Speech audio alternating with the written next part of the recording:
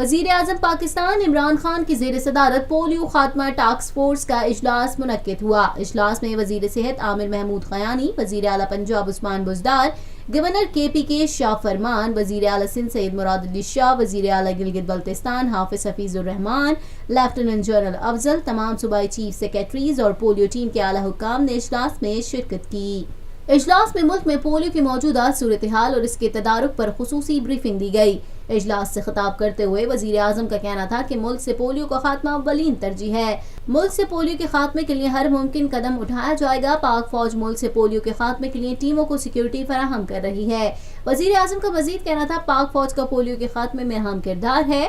ہم بین الاقوامی برادری ڈونرز کے بھی مشکور ہیں جو پولیو کے خاتمے کے لیے ہمارا ساتھ دے رہے ہیں۔